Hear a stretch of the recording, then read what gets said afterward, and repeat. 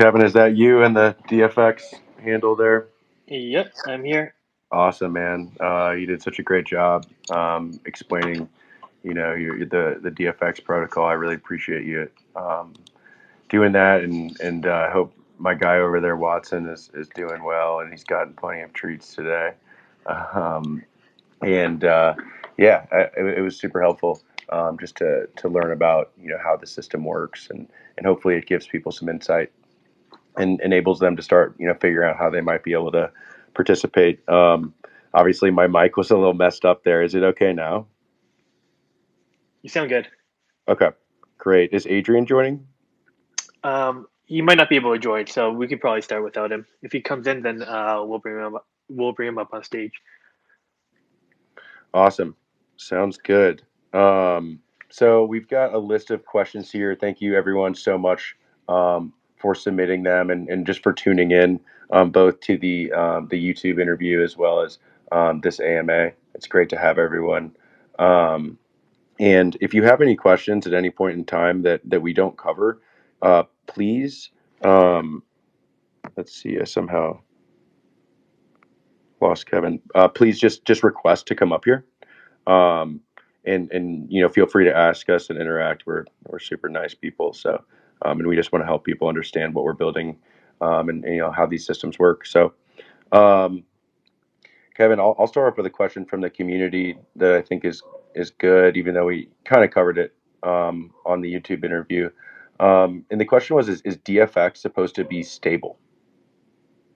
Uh, the AMM and the bonding curve and algorithm is generally what we consider like non-volatile. Like the DFX token itself trades the same way as any other token. So that I will talk about separately. That is highly volatile. So that is different. But the AMM and the stable coins involved in the DFX project, though they're generally very stable and they're generally pegged one to one with the traditional fiat currency that they're supposed to represent. So in that regard, they're stable. Right. So the DFX token is, a fixed supply schedule asset. It's not, an asset-backed token. It's used to govern the DFX protocol. And I suggest everyone tune into the YouTube interview if they missed it, because Kevin does a really great job explaining all the utilities of DFX and why it's really such an important component of the system. Um, all right. Will we see? This is a great question, actually. Will we see USDT added to DFX? Yeah, this is a really good question, and we sort of like wrestled with this early on when we were sort of developing that algorithm in terms of like how DFX works. So the way that we sort of thought about it is that we use a single US dollar currency paired with all other stable coins. Very similar to the way that Uniswap uses like Ether to pair all their tokens so that it creates a market between any two tokens that really cross through the Ethereum bridge on Uniswap. And we think of USDC as that very similar asset. So we think of USDC as that core US dollar based stable coin on DFX. We are unlikely going to introduce another US dollar based stable coin into our ecosystem anytime soon. So USDT will unlikely be seen directly on the DFX protocol. But if you come in with USDT, we actually are able to route your USDT order through another automated market maker like Uniswap or Curve, convert it to USDC, and then buy or sell any of our stable coins that we offer on our protocol. So we right now we've already partnered with 1inch, which is a DEX aggregator, to allow you to do that. It will find the optimal routing scenario so that you are buying or selling USDT for any of our foreign stable coins at the best price. So you really don't have to worry if DFX is natively supporting USDT or not. You will be able to use it on the DFX protocol, regardless if it is natively supported or not. And will most of the DFX pools or all of them be, because USDC serves as sort of bridge currency function, will they all be, you know, XYZ stablecoin versus USDC, or do you, expect to see more pools like, CAD-C versus yours and other things like that? Yeah, so uh, our initial goal is to actually get all of them paired with USDC, mainly because we don't want to fragment liquidity across our pools. Once you have like fragmented liquidities, like let's just say you start creating more exotic pairs, like I don't know, Canadian dollars and euros, or I don't know, Singapore dollar and euros, and you're mixing it up and creating more pools. The more pools you have, the more fragmented that liquidity becomes, and then you sort of start losing that optimal price performance on the automated market maker. So we want to discourage that, at least in the beginning, because we want to concentrate the liquidity into that USDC pair, so that like if you wanted to go from any one currency to another, it actually just crosses through that USDC bridge, and you're essentially just doing two swaps, which actually ends up giving you a better price than if we created separate pools for all the other currencies. So as of right now, we're targeting USDC pairs for all our stablecoins. Great. And then another question that I thought was super interesting was, so what about CBDCs? And when they, get released 55 years from now? No, I'm just kidding. But like, let's say that all of a sudden, there's a basket of CBDCs of G10 currencies. Um, how would you envision that in the context of DFX? And would you start using those? And how do you guys just generally view CBDCs? Yeah, so CBDCs are sort of interesting. Depending on how they're implemented, it will affect the effects a different way. If they are on a private chain, fully owned and operated by a particular central bank, then it doesn't exactly participate in the public crypto and blockchain ecosystem. So if that's the case, what happens is that we will likely see our stablecoin operators um, sort of wrap the CBDCs into, let's just say, an ERC20 token, or wrap it on Polygon in such a way that it creates like um, a public version of a private currency. And once that happens, we can onboard that CBDC into DFX and create a market for it. It's really not that different from what stablecoin issuers are doing today, which is essentially wrapping a fiat bank account in whatever bank they have, and then minting tokens representing that bank account balance. That's essentially what like Circle is doing with USDC, what Tether is doing with USDT, and CBDCs actually just create an easier way for these companies to wrap the fiat currency. And once that happens, it becomes a public good, and we can onboard them into our ecosystem. Yeah, it's going to be a really interesting sort of topic that I think we'll see a lot of talk around for a long time without, you know, too much actually happening. Well, especially on like public blockchains. Um, that's they're kind of introducing that into the Wild West, and you can kind of imagine a world that's like surveillance capitalism oriented, where you have, just this, pure government, internet money that can be censored and all sorts of crazy things. So it's kind of. Do you all think in terms of like the blockchains that you'll launch DFX on? Today is on Ethereum. In the near future, it'll be on Polygon. Do you think you'll continue to sort of expand the universe of DFX? Um, uh, smart contracts across various protocols. Yeah, so it really depends on the market. Um, I personally have like this theory on how I guess newer blockchains and layer one protocols are really going to come to market, and I sort of put a lot of like emphasis on how it could be similar to the uh, messaging app sort of ecosystem where you have WhatsApp and you have Facebook Messenger, you have WeChat, you have Kakao Talk, you have Line. And what happens really here is that like you might end up having regional like chat applications. Like WeChat is dominated in China. You have Kakao Talk in Korea. You have Line in Japan. You have like WhatsApp and Facebook Messenger in North America. So if there is an instance where there is a particular region in the world that sort of really gravitates to one particular blockchain and they've been able to really capture a lot of that ecosystem, there is a good chance that DFX will be deployed on that chain to service that particular market in such a way that we will be that forex player in that region and allow them to transact in a global manner. So uh, it's still very early to really say definitively, are we going to be on every layer one or every layer two? Uh, it really depends on the market, and we'll adapt and see where that goes.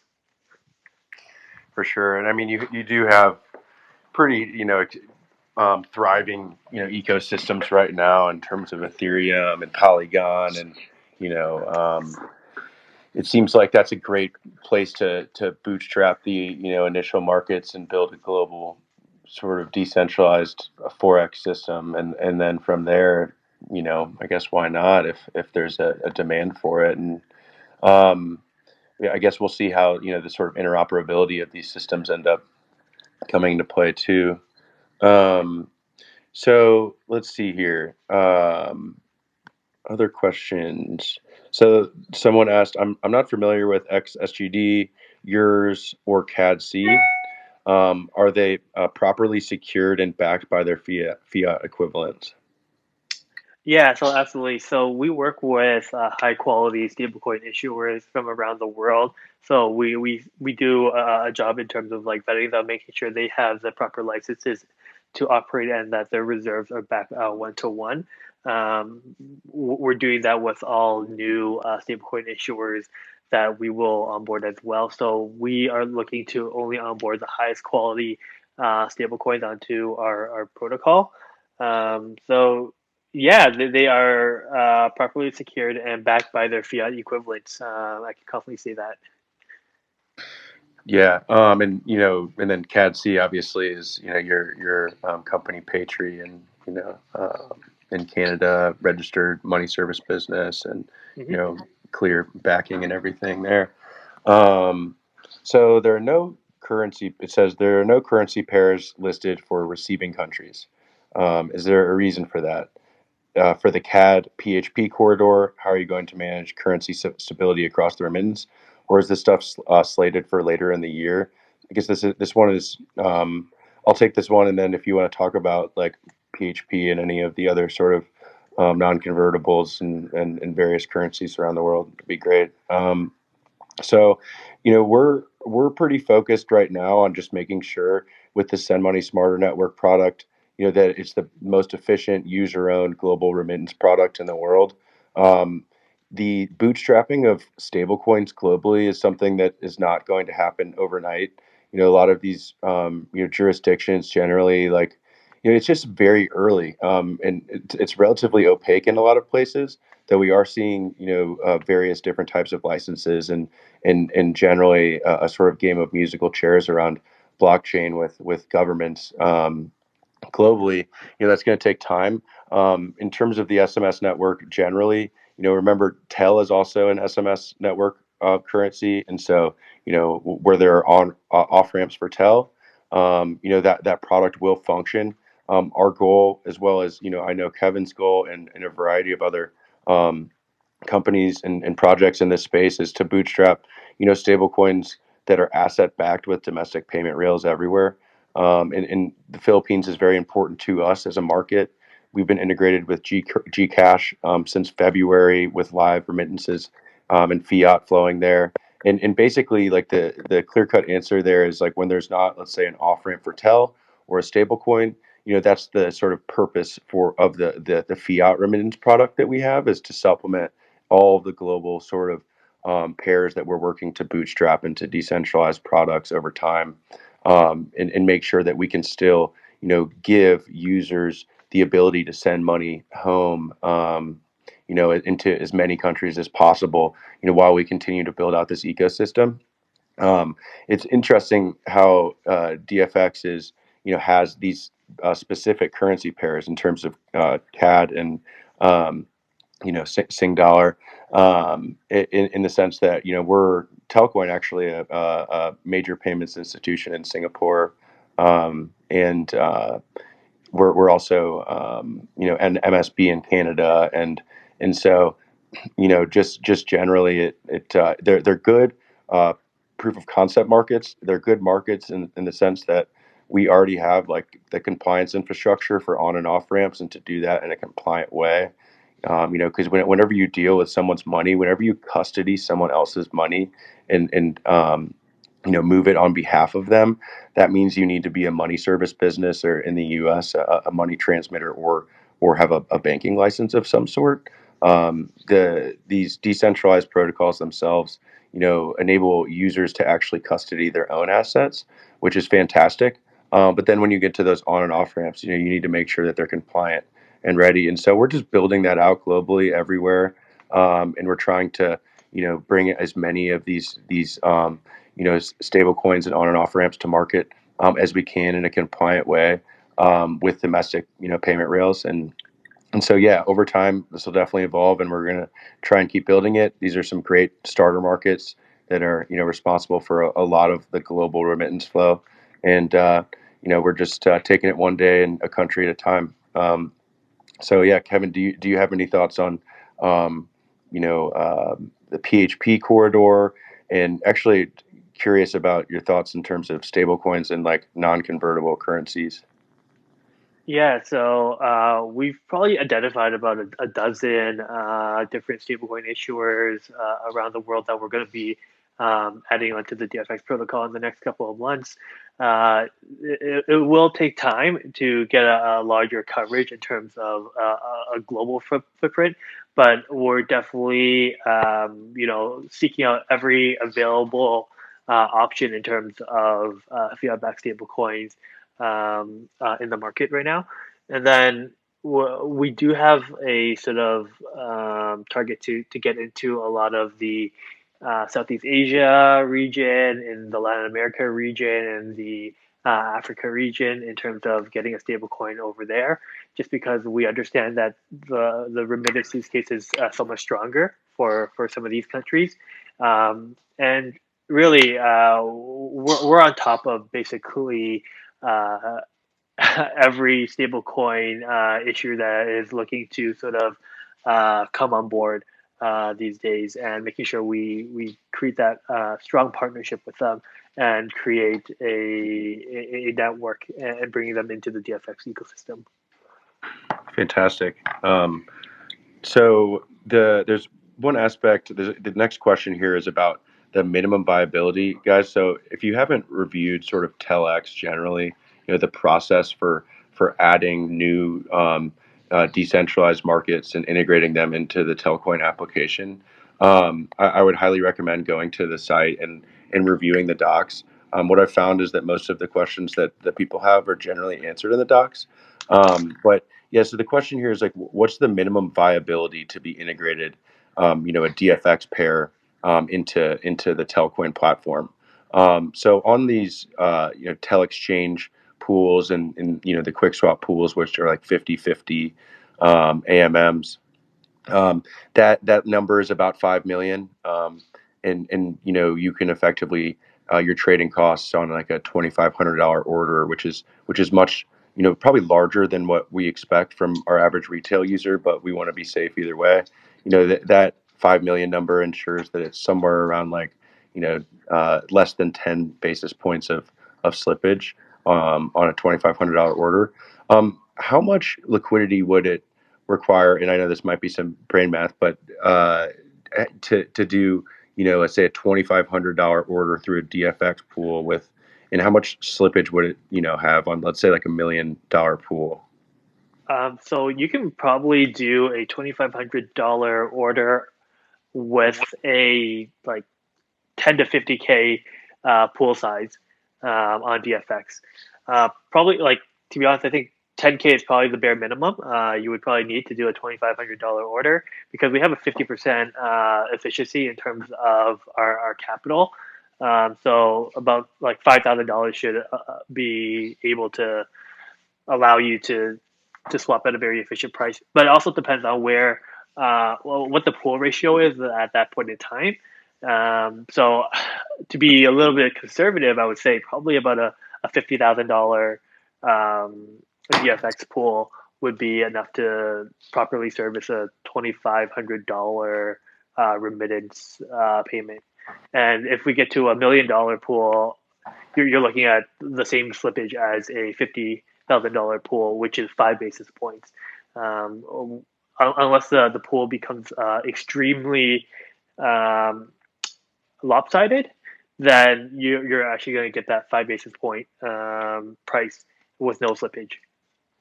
Right. And then, I think one of the things I mean, that's crazy, by the way. I mean, the fact that you could have a $2,500 order with like less, how much slippage you say on a 50K pool? You're essentially getting no slippage with the No five slippage. basis point 5 basis point fee. Right. Yeah. Yeah. I mean, that's exactly what we're optimizing for in this product. And so, so it's basically that. I think this would be something that'd be helpful to explain again. Is just like how the curve works in terms of, when it gets to 75 and 25. Yeah, when it becomes like lopsided, the bonding curve sort of adjusts so that if you sort of keep pushing it into the lopsided territory, you're gonna start seeing slippage. You're gonna start paying higher fees.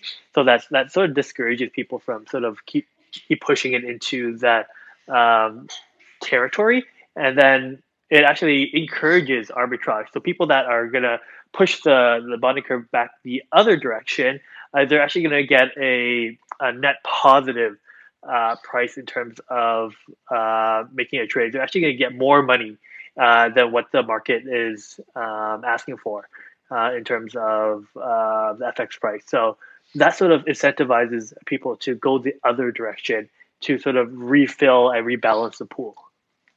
Yeah, and that's been such a crucial thing about the design of DFX in terms of us, wanting to build products on top of it. If you try and flow a remittance with, like, let's say USDC and a Mexican peso, pair in a regular, Uniswap V2 or quick swap pool, the price will just continuously go up if you have that one way volume.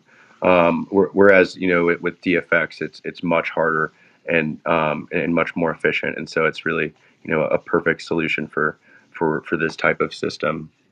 Um, all right, so let's see here. A question someone asked, which is pretty easy, I'd like to hit, is why isn't the team funding the pools if the returns are so good? Well, so remember, guys, our goal is to bring every mobile phone user in the world fast and affordable, user-owned, decentralized financial products. So, if Telcoin, beyond the fact that this would be like a misuse of our capital in terms of hiring developers, building out infrastructure, getting, building out a compliance infrastructure globally, different entities, so that we can get into new markets. But beyond that, and it being, just not the appropriate way to use our limited resources. Um, Beyond that, we're building decentralized user-owned products. Tel's issuance is designed so that it rewards long-term service providers to the platform who provide real, tangible, sustainable, durable value. And so it's designed so that, over time, the issuance flows and decentralizes to people who are providing services to the platform beyond Telcoin. If we were going to do, I guess, us providing liquidity to these pools and then running remittances through it, would that really be user owned? Or would Telcoin, really be the people that are capturing the fees? When in reality, we want the users to be the owners of the products that they rely on. Our role is to build, and deploy, decentralized networks. It's to build products. It's to build on and off ramps, and to build them in a compliant way globally. it's not to be Telex, which is that that sort of user powered liquidity engine that enables the platform that's built on DFX. And so yeah, that's a very long answer to your question, but just generally user ownership, decentralization, and it would be a misuse of our limited resources. Um, all right, so here's another question. Do we have anyone in here that wants to jump up and just ask Kevin a question about DFX? All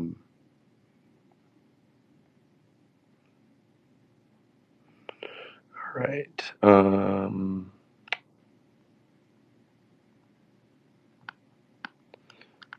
Well, I mean, here's one. So correct me if I'm wrong, but this will just lose Telcoins for us, as Telcoin's price will inevitably rise and stablecoins will be stable.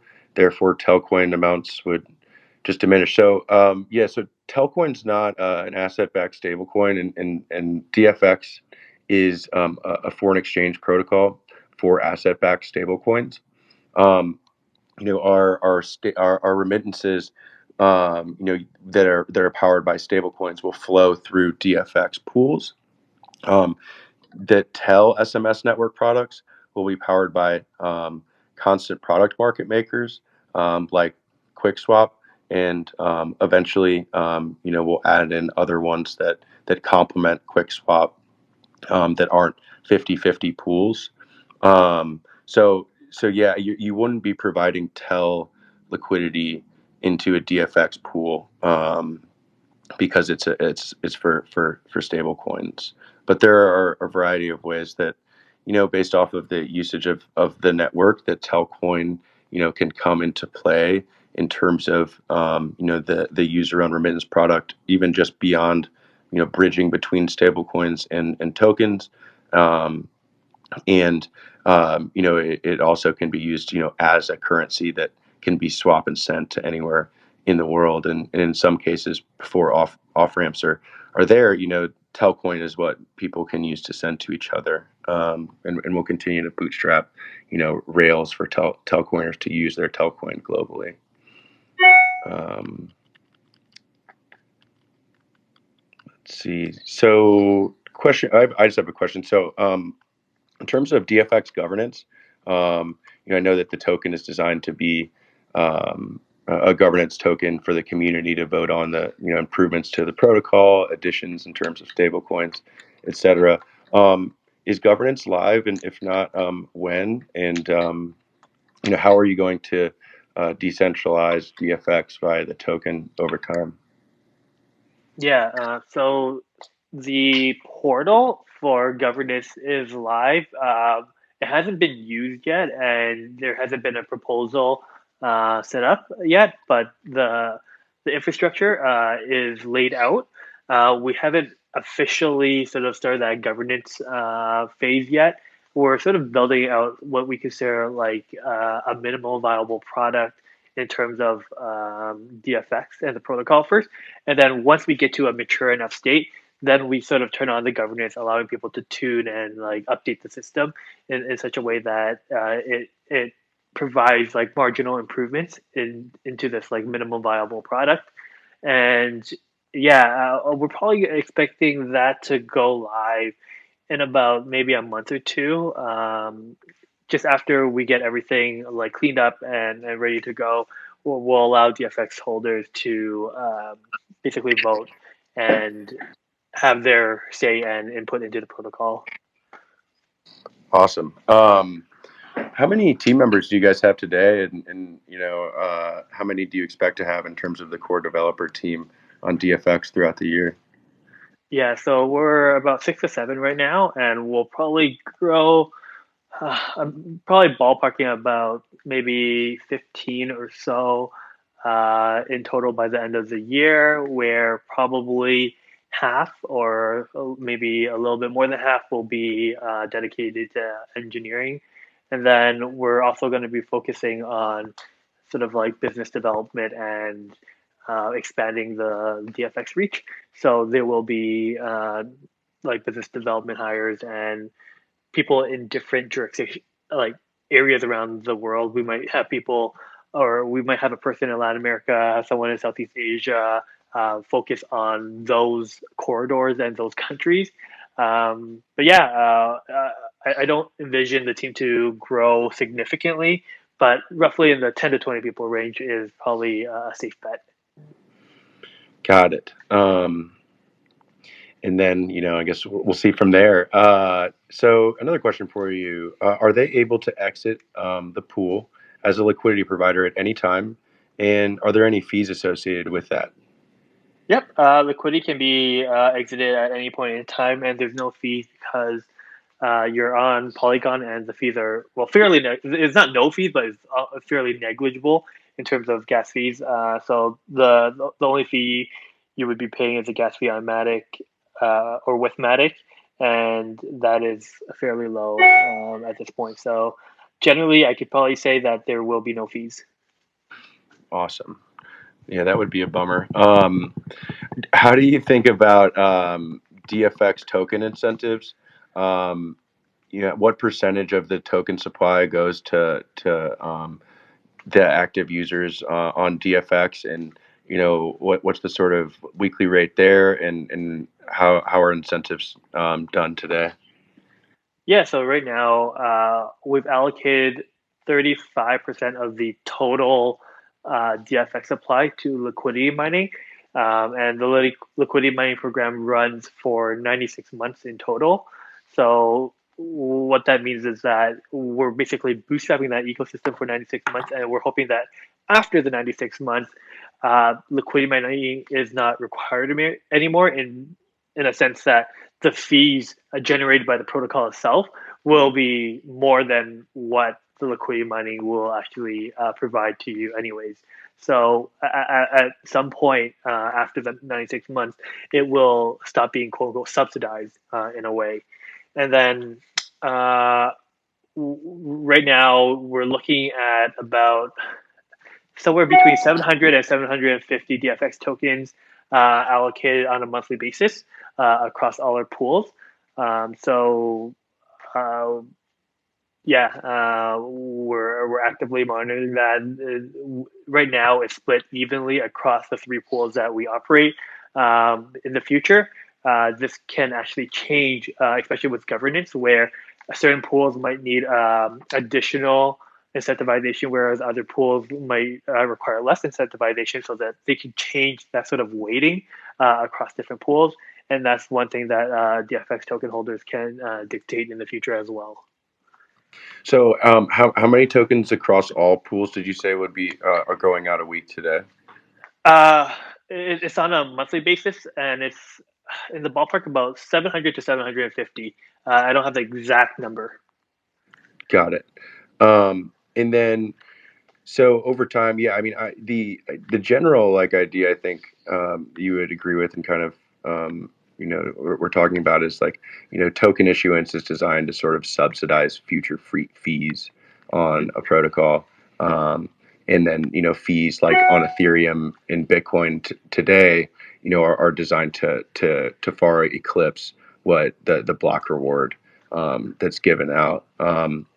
So right now, in terms of the types of participants that you're seeing in the marketplace of DFX, are they mostly retail community members who are excited about the project? Are there any institutional liquidity providers involved? Be interested to hear about that, and if you have any visibility into that whatsoever. Yeah, absolutely. So I would probably say there's probably a few institutional liquidity providers participating in our pools. There are probably also, I guess, large crypto holders like whales that are providing part of their capital, especially the stablecoins, that are part of their portfolio into DFX. And a lot of it, probably more than half of it, is just like a regular community members, retail providing liquidity onto our protocol. And then from an end user perspective, right now it's still quite early, but we're actually seeing some uptick in terms of volume from people naturally just using DFX to acquire and dispose of these forest stable coins. Some of it is operating through bots that arbitrage between different market makers, and then others where people are just looking to on ramp into crypto, where they can actually get a better price going from, let's just say, Canadian dollars to CAD to TEL or ETH or any other token because of our extremely low fees in terms of foreign exchange. If you have to go to your bank right now to convert whatever local currency you have to US dollars to buy cryptocurrency, then you're better off using DFX because we're going to give you a much better rate. Essentially, moving that off chain FX component on chain and giving you significantly better FX rates. Yeah, absolutely. Well, so and it's crazy. It's like the cost to. I mean, even just like the time to, let's say, like the amount of people that on ramp into this ecosystem via like Coinbase in the U.S. You know, when they do that, they send an ACH, and you're looking at 3 days before you can actually move the Yep. assets. It's going to cost you. I think like the retail fees on Coinbase are something like 2%, and then you're just, you know, getting started 5 days later and can't move that, to the blockchain. Um, so yeah, I think, what are the sort of on and off ramps like for Paytree in your CAD product today in Canada? Is it instant? How long will it take to get there, and what are the costs to cash into that? Yeah. So the way that Patriot works, you can move up to $10,000 a day from fiat to crypto, and then the same the other way around.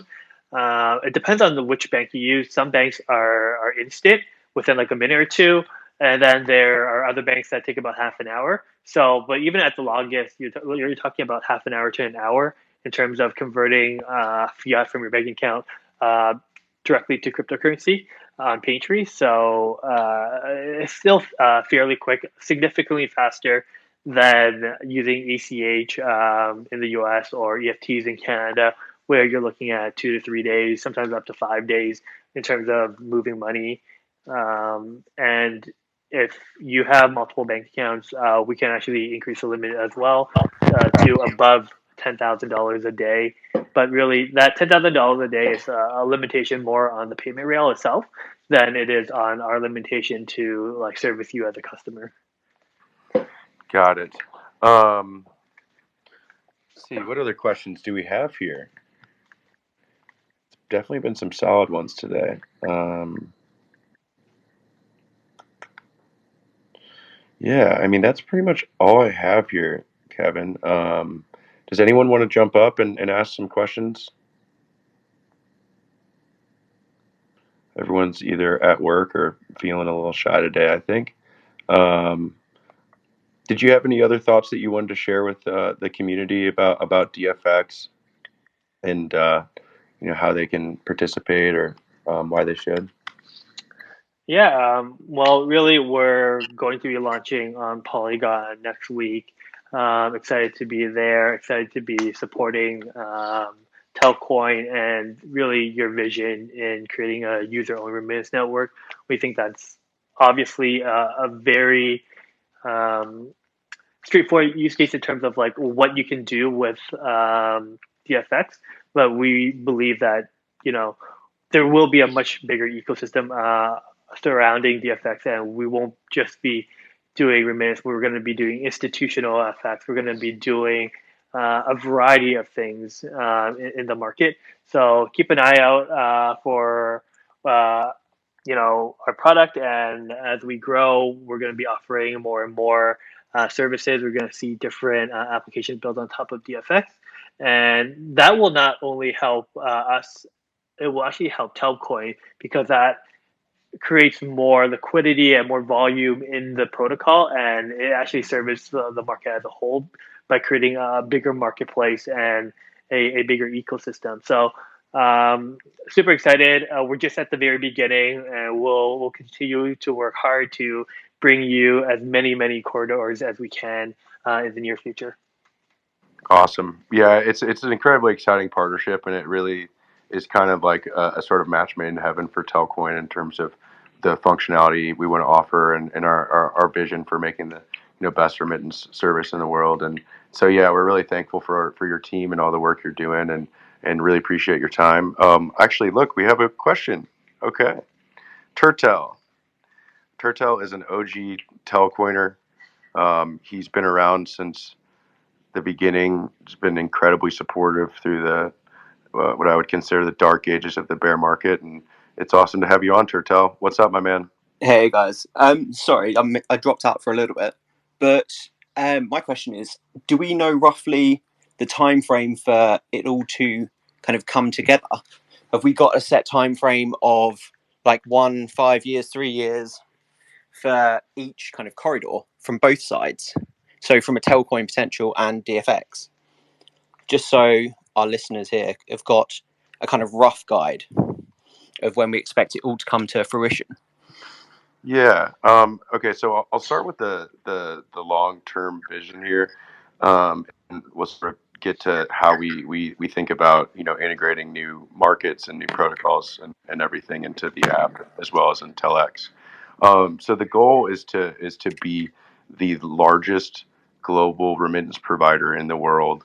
Full stop.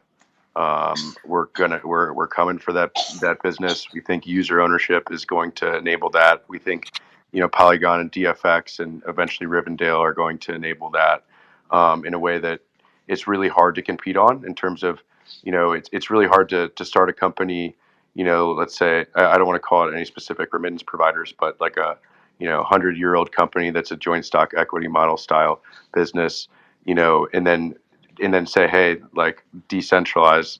We have to decentralize our forex to our users, which accounts for most of our revenue, and um, enable all of that on a public blockchain that's instant, where the users custody their assets. It just like that. That is a complete and total shift on top of its head in terms of like value extraction versus value distribution to users, and we think that's incredibly powerful. And we think that you know within, I don't want to give a hard date, but let's just say we're that's the lifelong goal is to be the largest global sort of money movement platform for cross-border remittances in the world.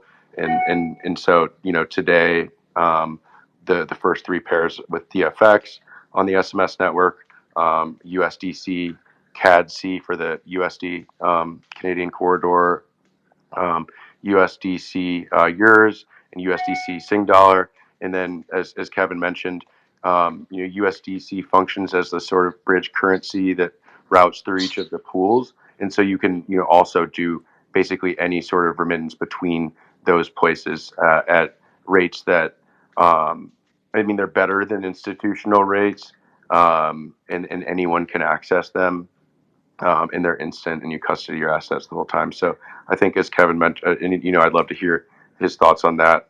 But basically, so those three, and then Tel USDC pools will route users, as the sort of ecosystem around the world in terms of countries with new stablecoins.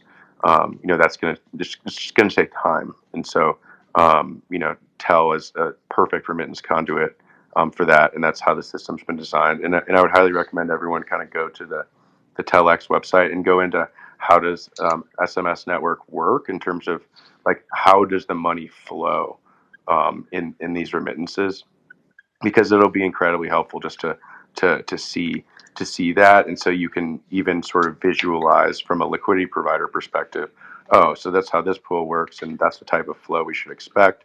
And so maybe that's where I want to, if I'm into, like, if someone's into liquidity providing, it's something they want to do, all this stuff is voluntary, then that's how you should kind of be viewing powering these products. So hopefully that's helpful, but just generally we're trying to phase things in um, over time, incrementally, with strict processes for that. And we're not trying to, solve everything all at once. We want to, incrementally create this, and then eventually, you know, um, once you've integrated all the corridors around the world into a user-owned financial network, um, then at scale, we're in the best position we can be, and that's what we're working towards. So,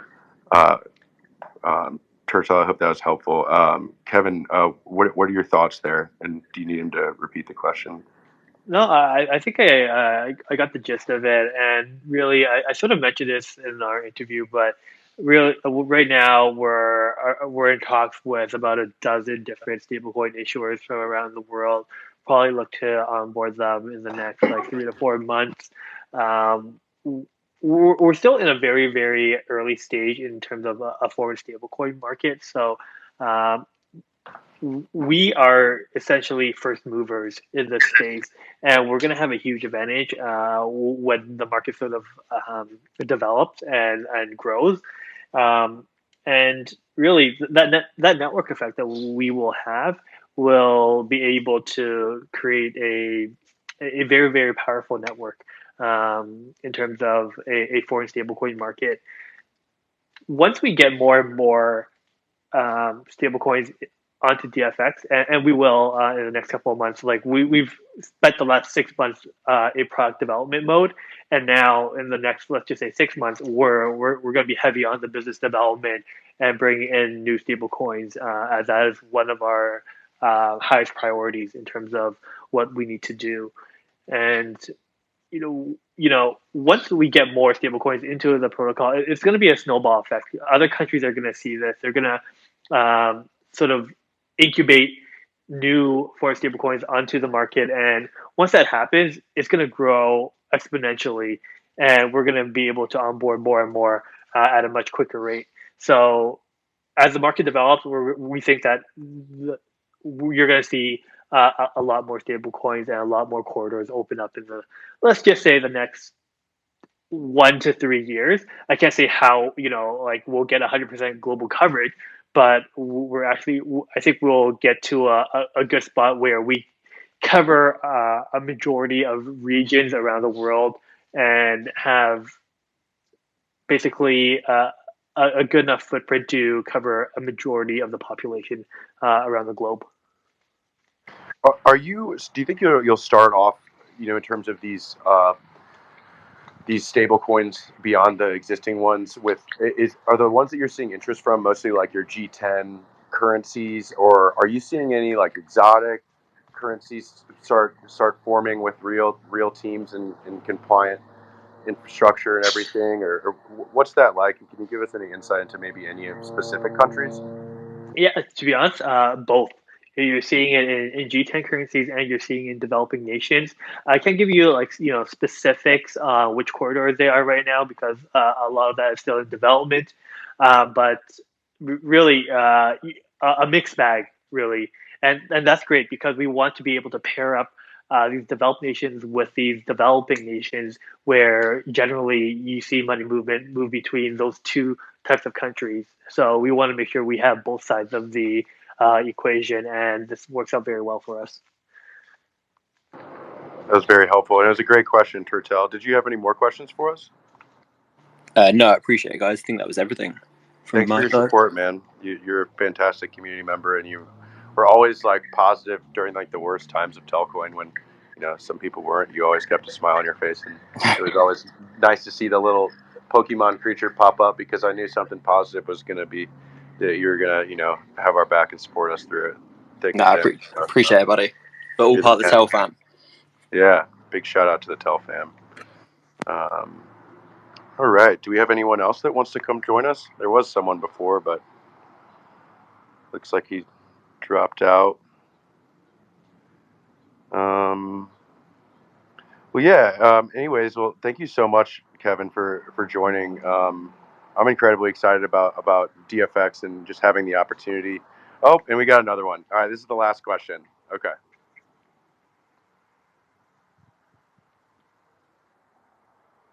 Watch the world burn. Hopefully not. We had enough of that last year, but that's his name. Where did he go? Okay, well, I guess he dropped off. So we'll just call it with that. Thank you so much, Kevin. I really appreciate it. We're really excited to build on DFX, and and it's really opened up a design space for us that it just did not exist before you guys came along, and it's great to work with companies that are also like on the cutting edge in terms of compliance and building out this global ecosystem of stablecoins. That's a requirement in a lot of ways to onboard people into the decentralized world and ecosystem. So thank you so much for joining. We're incredibly excited, and we're just going to keep shipping and building on top of DFX, and can't wait for your launch on Polygon in the next week. Thanks for having me, Parker, and thanks for all the community members of the Tel fam. Glad to be here, and hope I answered your questions. Thanks, Kevin. All right, guys. Well, have a great day. You know where to reach me, and follow, give DFX a follow on Twitter. Give Kevin a follow. We're trying to build a global community, and that certainly encompasses the DFX community along with the Telcoin community. They're very much intertwined, and can really work to improve both systems collectively together. So it's an exciting time, and thank you so much, everyone. Have a great day.